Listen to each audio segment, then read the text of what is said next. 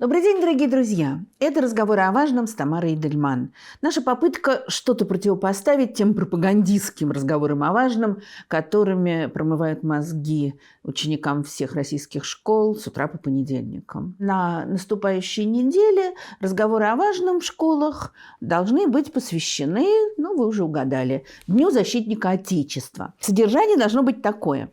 День защитника Отечества, исторические традиции, профессия военного, кто ее выбирает сегодня. Ой, мама дорогая.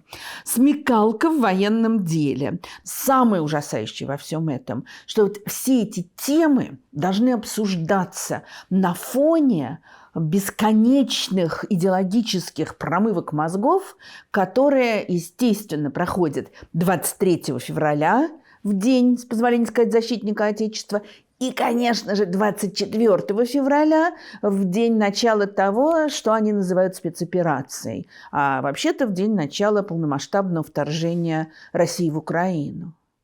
И вот на фоне всего этого говорить про выбор профессии военного, кто почему это делает и за что благодарят защитников Отечества. Театр закрыт, нас всех тошнит, как сказано в одном знаменитом произведении. Но все-таки поговорим. Идея празднования дня, который сначала назывался День Красной Армии, День Советской Армии, теперь это День защитника Отечества. Сама идея празднования дня 23 февраля, она абсолютно фальшивая и лживая. Она основана на тех событиях, которых никогда не было. Напоминаю, январь-февраль 2018 года, очень сложная ситуация, ведутся переговоры с немцами о Брестском мире. Переговоры тянутся. В конце концов, немцы объявляют ультиматум. Троцкий, который ведет переговоры, говорит, что он подписывать мир не будет. И тогда немецкие войска переходят в наступление. Вся игра Троцкого строилась на том, что он был уверен, что немецкие войска уже не в силах наступать. Оказалось, что в силах. И в это же время оказалось, что никакой армии нет, потому что большевики пытались, вот был коротенький период, когда они пытались регулярную армию заменить добровольными отрядами. И вот на фронте была разваливавшаяся старая армия, которая уже практически вся разбежалась, и были отряды Красной гвардии добровольные, которые совсем не хотели сражаться. И как только началось наступление, они просто стали в панике удирать. Это происходило как раз в те февральские дни, которые якобы стали основой для праздника. Почему этот праздник вообще связали с несуществовавшими победами? Это было придумано в сталинское время. 16 февраля 1938 года в газете «Известия» появилось следующее творение. Оно называлось «К 20-летию РКК», то есть Красной армии и военно-морского флота, «Тезисы для пропагандистов». То есть вот эти идеи, естественно, пропагандисты понесли по всему Советскому Союзу. И было написано: под Нарвой и Псковом немецким оккупантам был дан решительный отпор.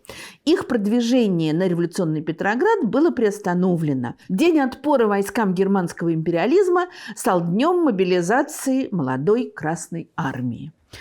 Вот эта легенда существовала довольно долго, но уже очень давно она разбита. Еще в 1966 году в журнале «Новый мир» журналист Эмиль Кардин опубликовал статью, которая с тех пор стала такой классической. Она называется «Легенды и факты». Она есть в интернете, ее легко найти.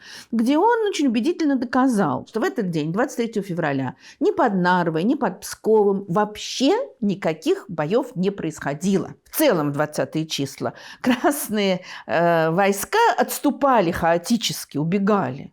Так что особо тут праздновать было нечего. Есть даже вопрос о том, хорошо, может быть, 23-го начали проводить мобилизацию, поэтому это важно.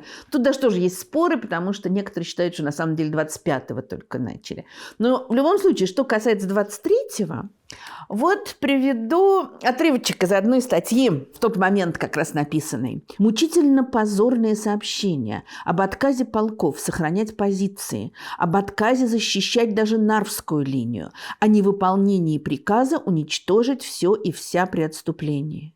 Не говорим уж о бегстве, хаосе, безрукости, беспомощности, разгильдяйстве. В Советской Республике нет армии. Что же за враг народа написал эту статью? А написал ее Владимир Ильич Ленин, и опубликована она была в газете «Правда». Вот это то, что из себя представляла в тот момент Красная Армия. Ее не было, а были хаотически отступающие отряды. Если о чем-то и имеет смысл говорить 23 февраля, если имеет смысл вспоминать какие-то исторические события, то совсем другие. Потому что 23 февраля 1944 года – это день начала депортации чеченского народа. Страшное трагическое событие с невероятно тяжелыми последствиями и для чеченского народа, да и для всего Кавказа, и для России, и до сих пор эти последствия откликаются. Кстати, во многих селах приглашали людей на празднование как раз Дня Советской Армии, и тут-то как раз и организовывали депортацию. Вот такая интеллектуальная разминка. Дальше нам предлагают перейти к дискуссии о причинах выбора профессии военного. Но я не сомневаюсь, что есть люди, которые выбирают профессию военного, исходя из разных, вполне заслуживающих уважения мотивов. Для кого-то это просто такая хорошая работа, социальный лифт очень для многих, некая стабильность, но... Ладно, хорошо. Думаю, что, конечно, есть люди, хотя не уверена, что их много, которые идут в армию для того, чтобы родину защищать.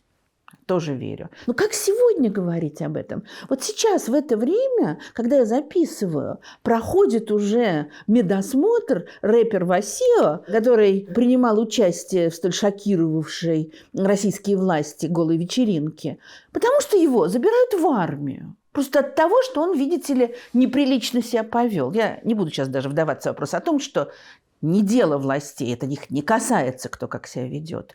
Здесь сама идея, вот наказание парню молодому заключается в том, что его отправляют в армию. Вот она, почетная профессия военного. Можно, например, вспомнить Руслана Шавединова, которого за то, что он работает в фонде борьбы с коррупцией, отправили на год служить далеко на север. И многих других, которым в наказание приносят повестки. Сегодня регулярно можно видеть дикие новости о том, кто идет воевать, кто отправляется в Украину. Так как людям, сидящим в колониях или находящимся под следствием, предлагают помилование или сокращение срока и какие-то еще льготы за то, что они пойдут воевать, то вот я наугад взяла несколько новостей. Белгородца, убившего знакомого за критику его желания отправиться на фронт, освободили от наказания после участия в войне. Он убийца, его отправили на войну.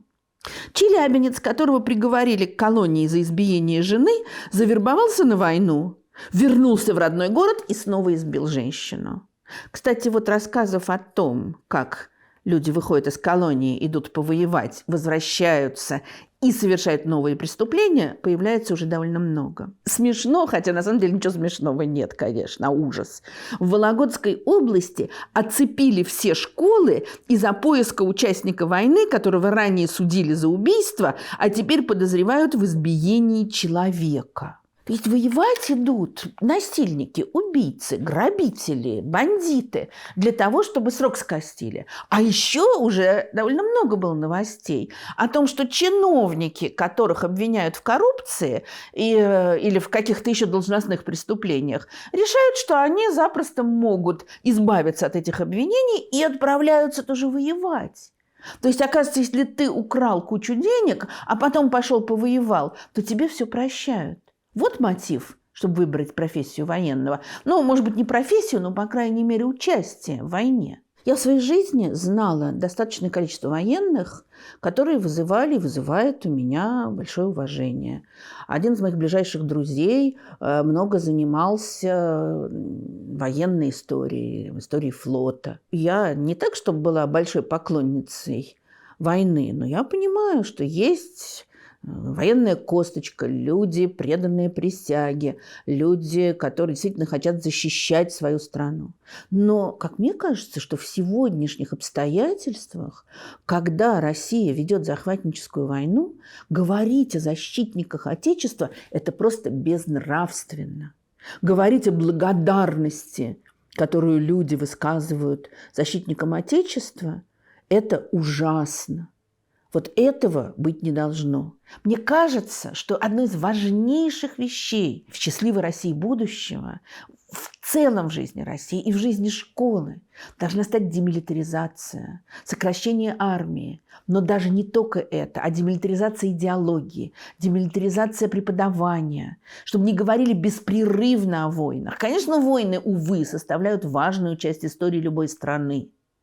Но о них надо говорить как о трагедиях, а не как о причине для гордости.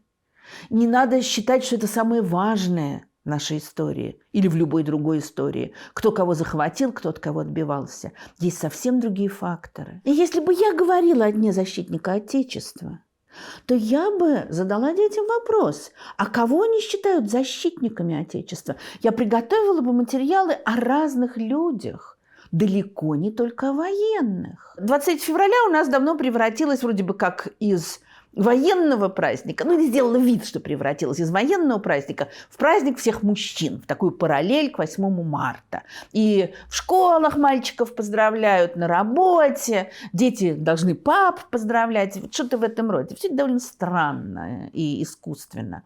Но вот для меня, например, защитники, настоящие защитники Отечества – это Алексей Навальный, это Илья Яшин, это Алексей Горинов, это Владимир Карамурза, те, кто брошены неправедно в тюрьму, потому что они хотели, чтобы жизнь в нашей стране стала лучше. Это Юрий Дмитриев, который столько сил потратил на то, чтобы возродить память о тех, кто был убит в сталинское время, и теперь оклеветан и посажен на невероятный срок.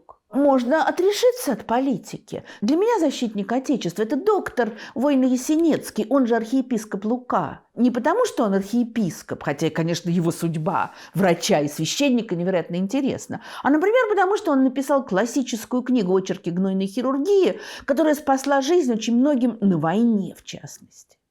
Для меня защитник Отечества – это Владимир Галактионович Короленко. Хороший писатель, хотя не первого ряда, конечно, но совершенно замечательный человек. Человек, который всегда за всех заступался. Он заступался за людей до революции, заступался после революции.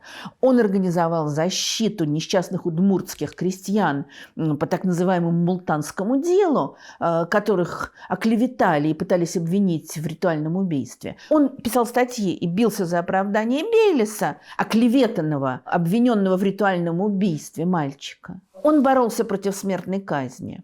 А после революции он заступался за тех, кого расстреливали большевики. И есть его потрясающая переписка с Луначарским, в которой он пишет о том, какой он видит Россию. Свободный, гуманный, человечный. Вот это защитник Отечества. Андрей Дмитриевич Сахаров – защитник Отечества. И не потому, что он создавал бомбу, а потому что потом он понял, что он сделал, и стал бороться за права человека и за мир. И опять же стал не только правозащитником, а стал выдающимся гуманистом. Это видно в его произведениях. Вот я бы распечатала биографию, коротенькие сведения о биографии Войно Ясенецкого, Короленко, Сахарова. Их, слава богу, у нас пока не запретили. И обсудила бы с ребятами, а эти люди защищали Отечество? Что-то они сделали для своей страны. И мне кажется, что мы таким образом вышли бы на очень важный разговор. Что защищают эти самые защитники Отечества? Государство или людей? А если защищаешь людей, то от кого или от чего? От террора, от бедности, от того же государства? Много от чего можно защищать людей. И вот это будет настоящая защита. Ну что ж, удачи вам в разговорах о важном и хорошей недели. Нет войне.